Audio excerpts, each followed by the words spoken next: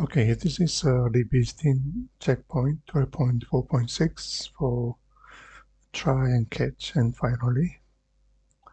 So if you look at here, uh, the list number 10, index is 10, index variable 10, but index size is 10. So the last index variable should be number 9.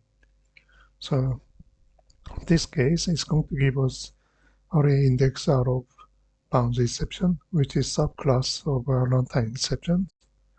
So if you run it, this is what will happen. Okay, this will be printed on your screen. Okay, runtime exception. Normally we use try and multiple catch and then finally. Okay, similar to idea of the switch statement. You have a switch, then multiple cases, then last one usually the validation for inputs.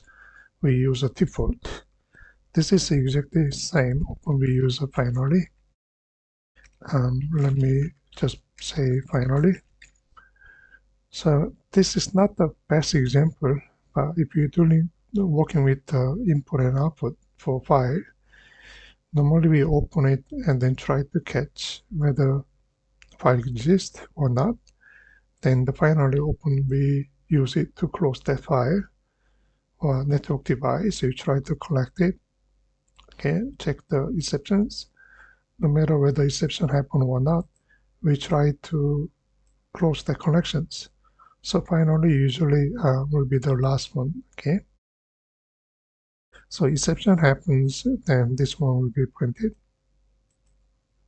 Okay, exception happen, runtime exception, and finally.